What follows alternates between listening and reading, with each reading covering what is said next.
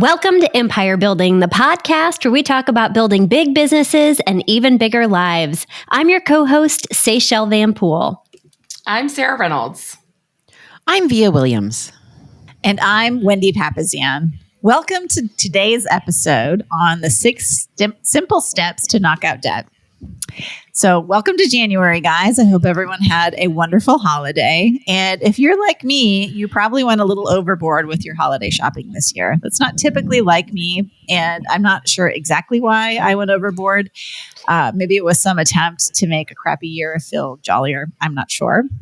But we did go a little bit overboard. And holiday debt aside, some of us are also probably struggling to make ends meet, pay the bills, and maybe because your business didn't do well this year, or you might even have lost your job. So whatever the case, we think that January is a wonderful time to be speaking about debt. And, for a lot of people, it's a 4-letter word, right? Mm-hmm. And so hopefully one of your New Year's resolutions, goals for 2021 will be to knock out debt.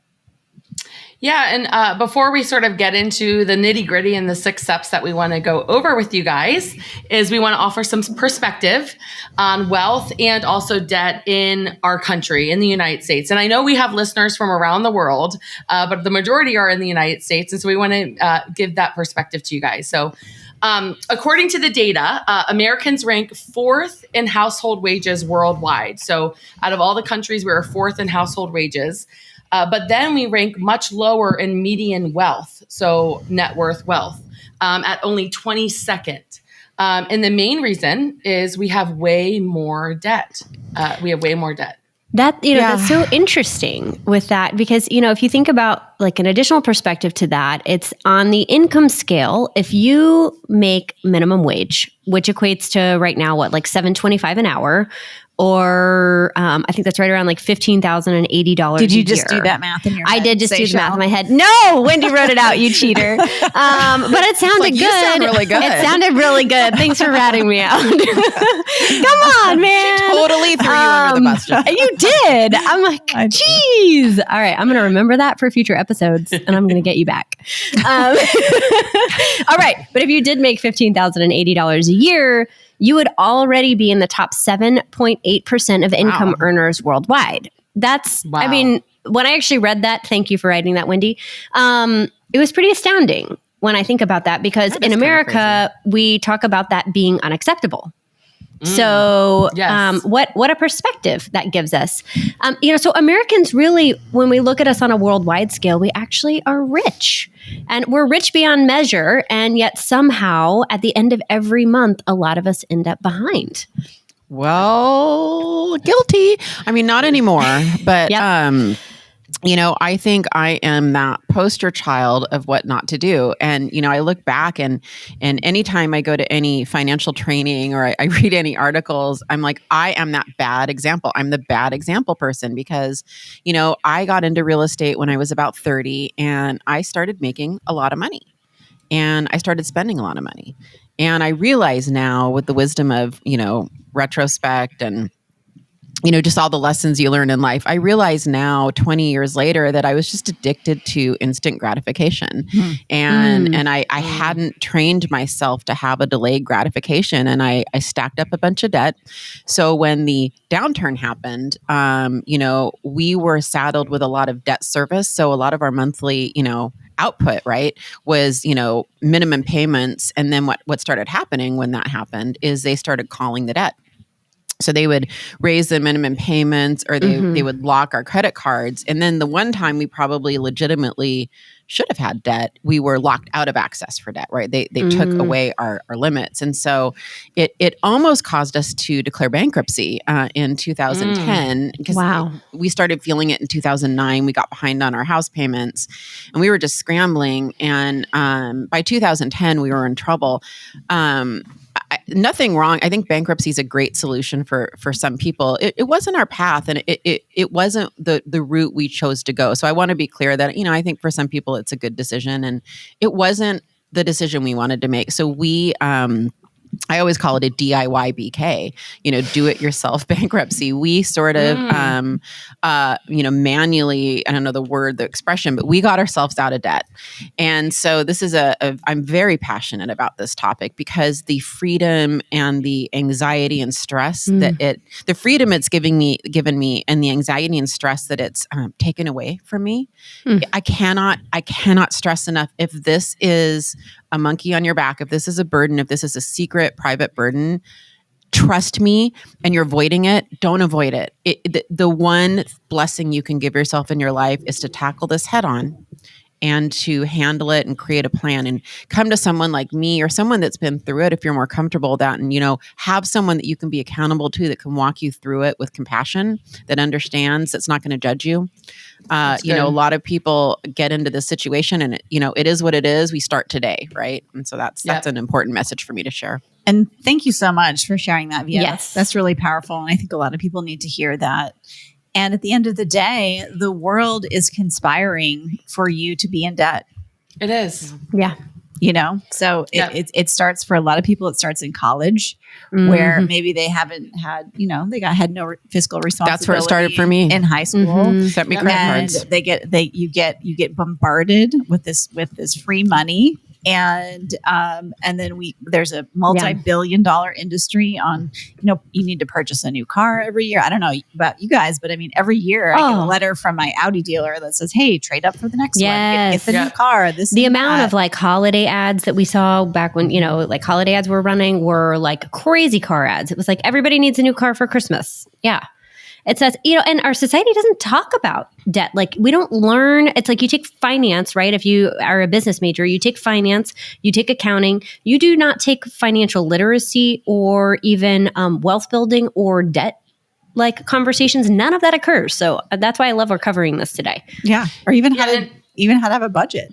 Yes. Yeah, absolutely. Yeah. I started working when I was 16. So worked all the way through until, now. And are you still working? Yes, I am still working. Yeah. But when George and I got married, we sat down and I was like, "So how much debt do you have?" And he was like, "0." And he's like, "How much debt do you have?" And I was like, "Well, I had $15,000 of debt when we first got married."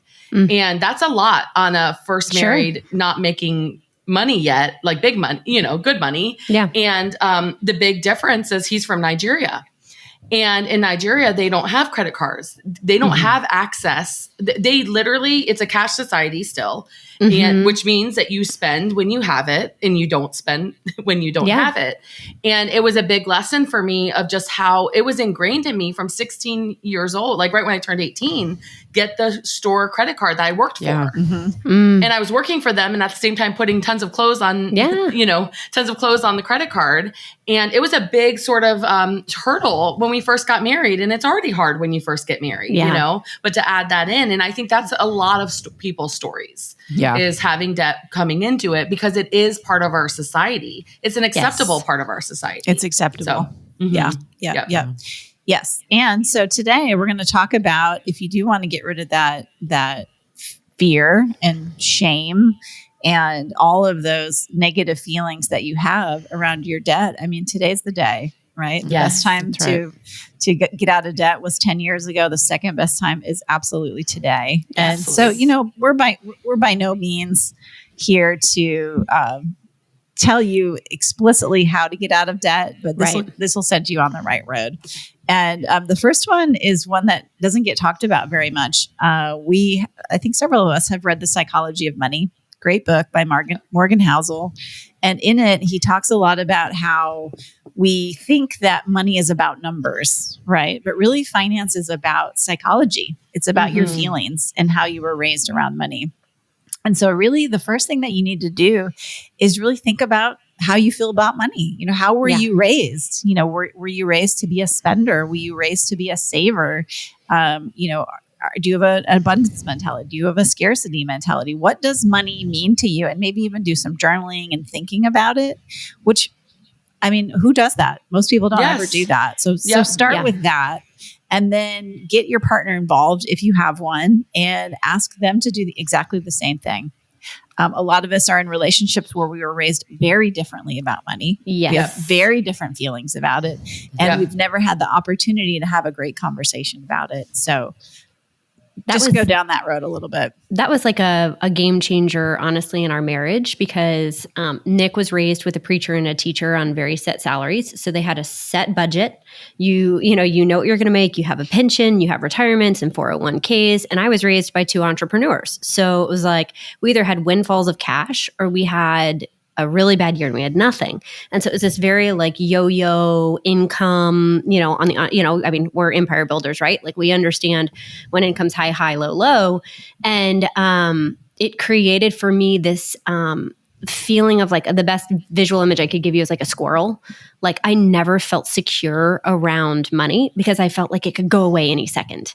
And so when we first got married, Nick is like, well, we have a budget and we spend what we have and we don't what we don't, and it's and it's very systematic. And mine was like, no, we can never spend. We can only save because it might all go away someday. And so he'd be like, I just want a sandwich out. And I was like, no, and it has to go into savings because I literally lived with this fear. Not that my parents were like, insane with their money, but I lived with this fear of understanding what it felt like when it went away. And I felt like I never wanted to have that experience as a married adult. And so for like 7 years, we battled with that, not really knowing how to communicate around it. Yeah, Nick was like, I just want a sandwich. Yeah, he was like, I just want a turkey sandwich. And I was like, no food for you. It's like what's interesting? Is that why he's so thin? Maybe I've started. They're both thin. So that's let's be honest. That's the secret. We'll get that into the health episode, but like it was a conversation around like, just what's your relationship with money and some great counseling later. I'm going to spoiler alert on the advice and we'll get into this in the episode, but like it was around like, you have to decide what amount of money saving for you will let you sleep at night. And it took me a good 3 or 4 months to come up with the number that like, when we hit that number, I will sleep and I'm not going to badger you over your sandwiches anymore. And we're going to be okay. And we've, fed each other ever since. But it really was a stressor for money around the relationship. You know what's interesting, Seychelle, though?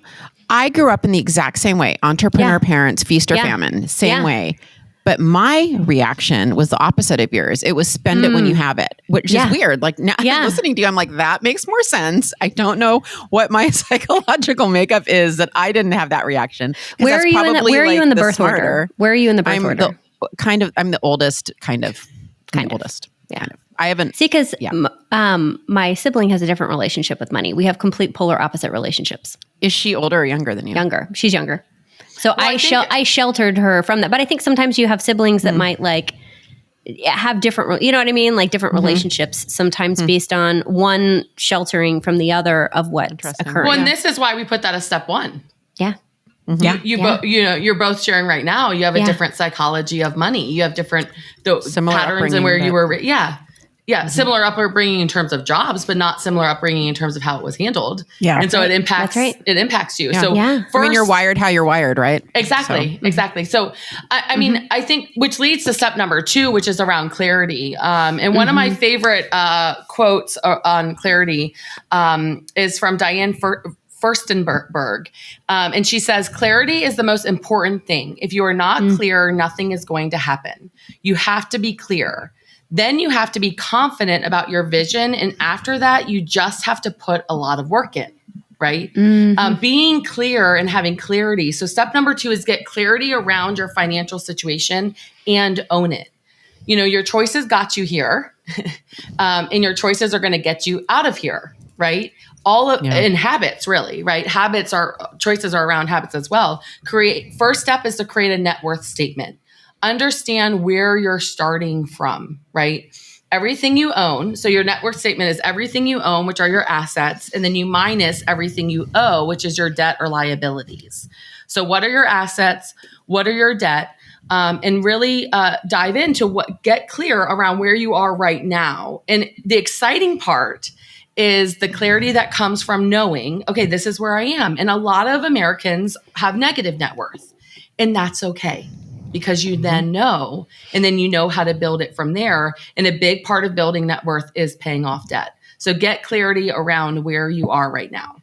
Yep. And love many that. many of you guys will have negative net worth when you start measuring it. I did. And it is really addicting, by the way, to keep tracking that and see it go from negative to positive. You're like, I have a net worth of $1. And it's like actually exciting. It is exciting. It is That is exciting. exciting. And It's well, that's exciting. what goes We wanna to. win. Let's I go to know. step 3, right? Which is win with your debt, which is create your debt payoff plan. And your plan should include understanding where you are, right? And Via said it so beautifully, wherever you are, that's okay. Because that's honesty with yourself and with your finances to just know where you are. And I think so many people hide from it and put their head in the sand and don't look at it because it's easier to do that than to actually reconcile with it. And then the next part about that is to plan where you want to go, right? What's your goal and the habits and activities you need to do to achieve your goal? And the outcome is important, but really the habits are even more important. So you want to think about, I remember Wendy J mentioning one time that he created a rule for himself that he had to let something sit in his Amazon cart for 24 hours before he purchased it.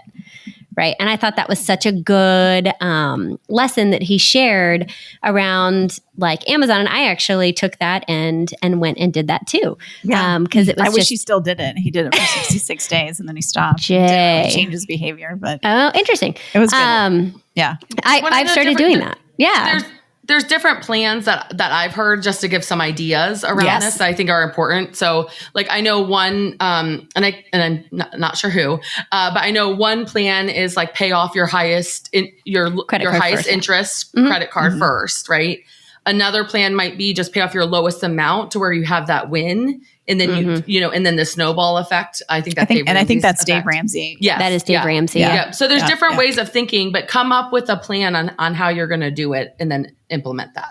Yep. Yep. So smart. Yeah. And before we move into step 4, I just want to make a comment about this because I find myself, I end up coaching.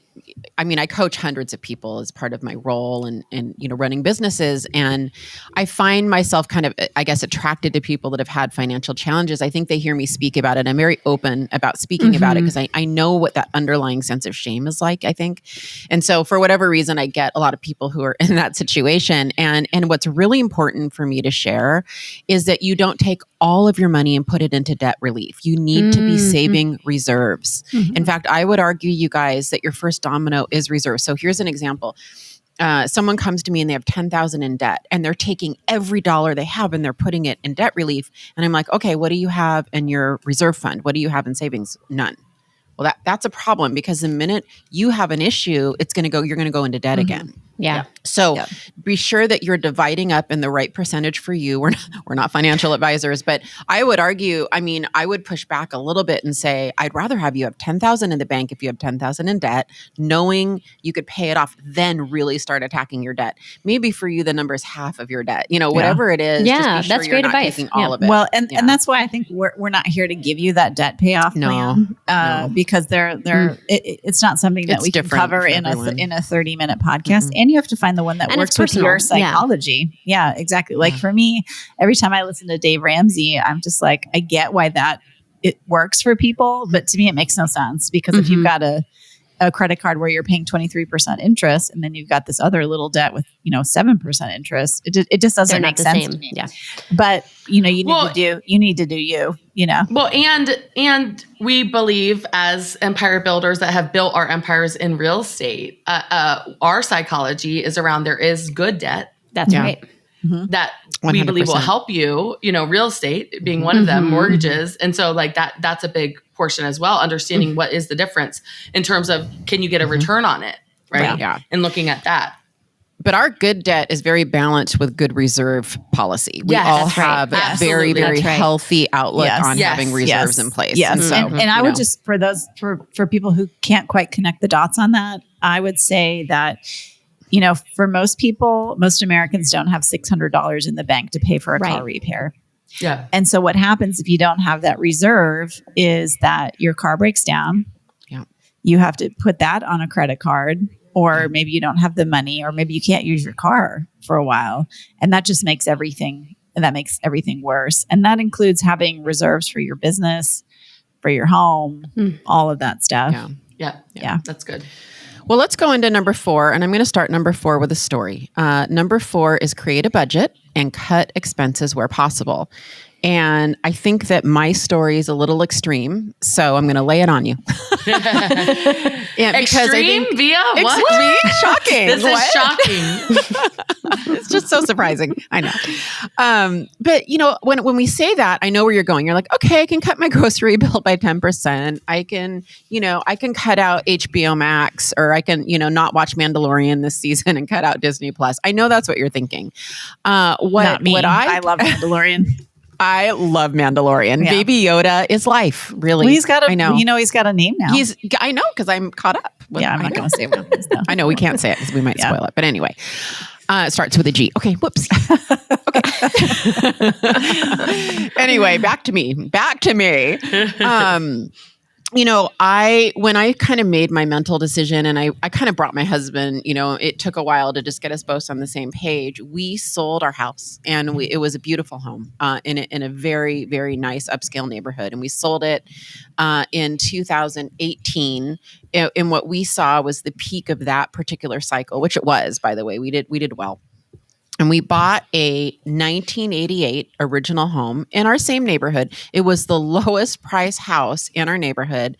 It literally, my house, everybody, backs up to the freeway.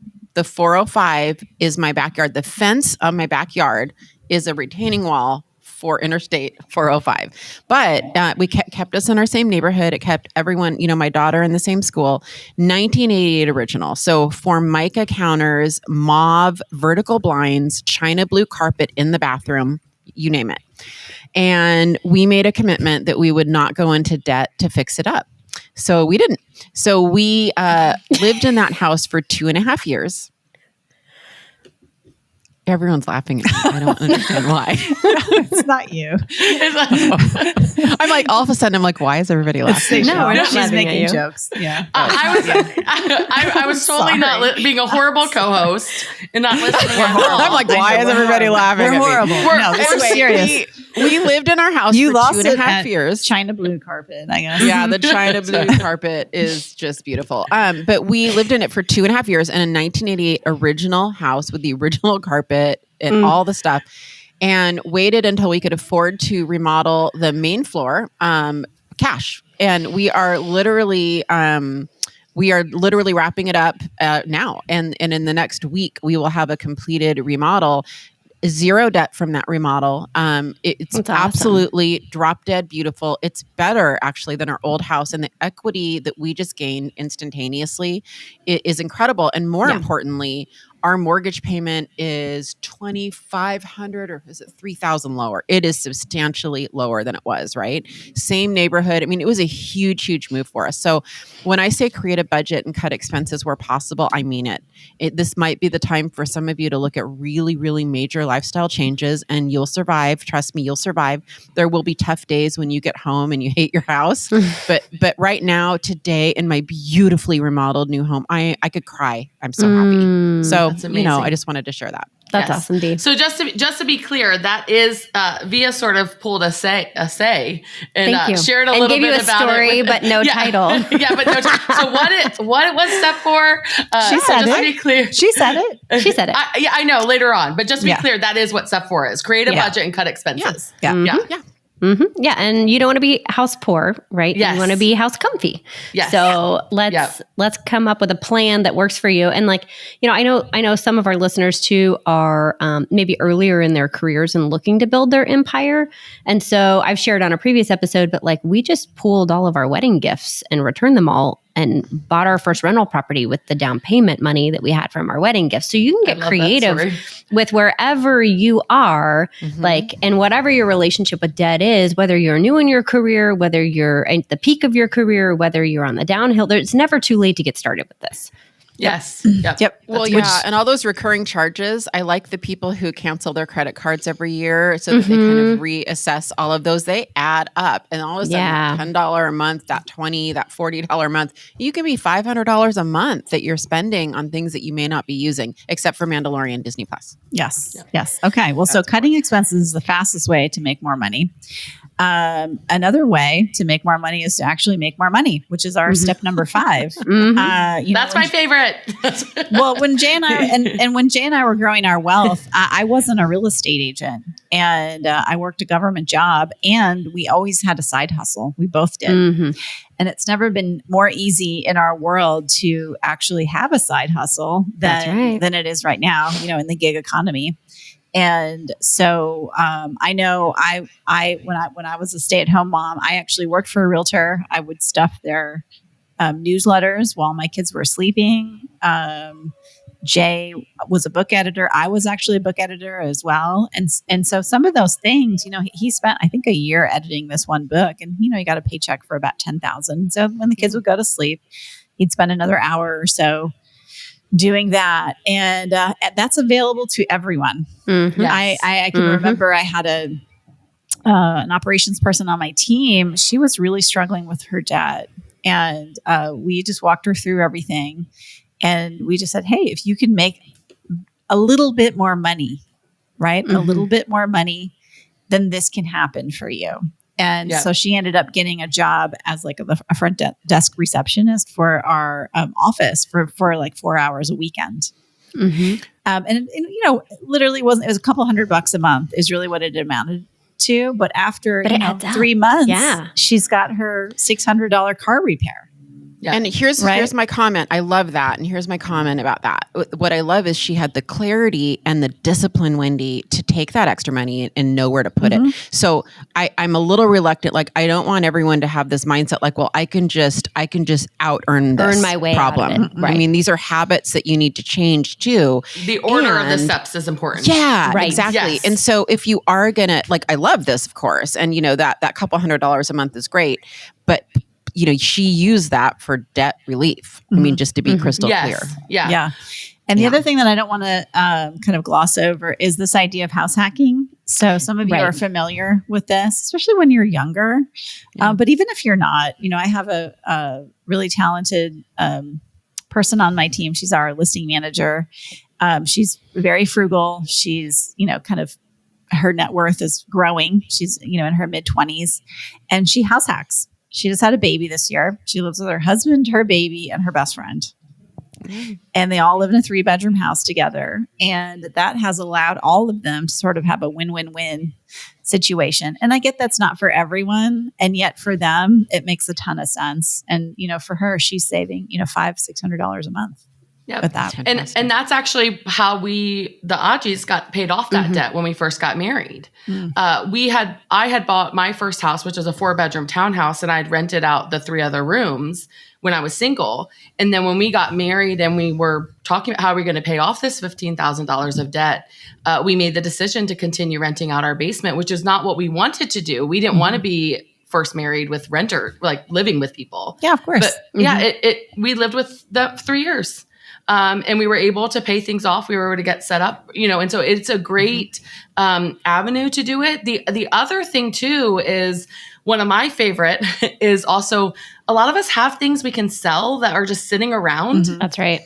And we've done this whenever we want to do new projects or that we don't want to go into debt for.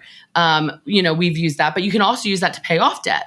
Have that you're selling on Facebook Marketplace or Craigslist or whatever, and then add up the money and then pay that towards your debt. Or maybe that's your reserve, your first step, getting that reserve set up to then pay off the debt. So, and I think getting as you get older, I think too, it's sometimes hard to go back, like where you feel like you shouldn't be going back a step and getting over the ego of that. And I know at the bottom of the market, we had a townhome that we owned, and the HOA dues were like $365 a month, but there was always a special assessment that would add another like $3,500 a year, And so it's like we turn around and we're like $7,000 a year, and I can't even see where it went.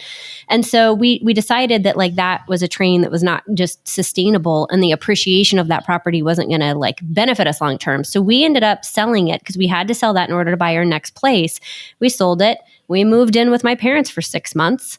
and contributed, to their house, right? And paid for groceries and meals and stuff like that, saved up, and then bought our next house, which has doubled in value over the last 8 years, instead of that house, maybe appreciating 10% over the last 10 years.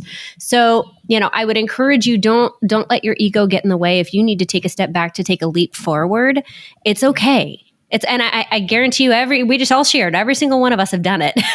Yes. There's no shame in taking a step back to take a leap forward. Yeah, that's what Via did, right? Yep. Now, step 6, which is so critical to all things in life, and it's also critical to paying off debt, which is to make sure that you surround yourself. So enlist support, right? Make sure you surround yourself with people who want to support the new you.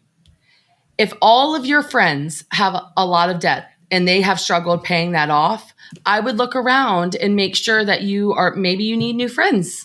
Maybe you need people that are willing to make sacrifices and support you, that are willing to, instead of going out to dinner, are willing to come to your house and have a little cookout, to save money, right? The people that are telling you need a new car or you deserve a new purse when you already are struggling with debt are not friends right now. They will hurt you in this area of your life. And so just make sure that you surround yourself with people that are helping you. Well, like you lovely ladies, if I showed up with my dream purse, which is a Chanel purse, by the way, if anyone's listening and cares, if I showed up with my dream purse, you would kick my butt. Yes.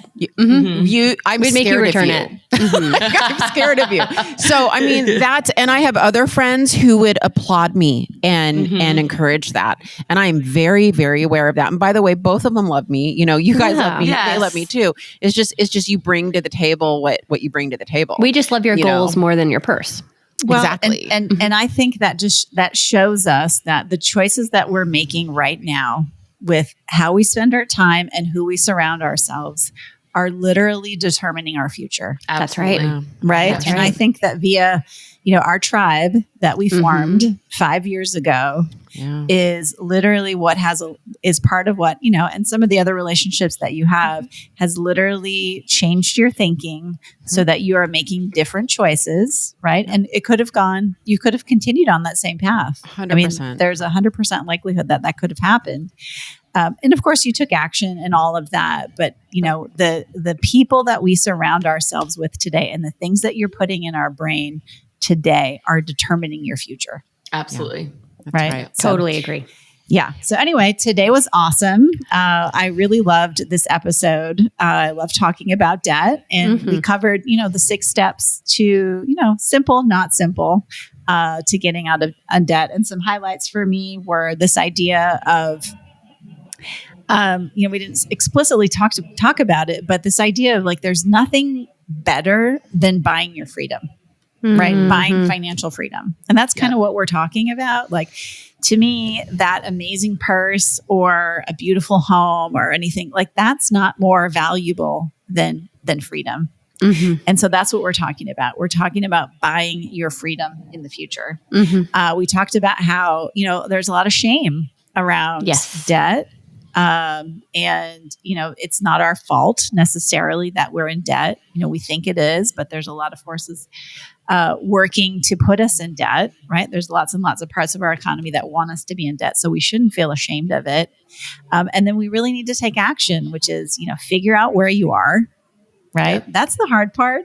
And I found that a lot of people actually feel after they do that net worth exercise, they're surprised at what their net worth is. It's actually better than what they think it is. I find that a lot.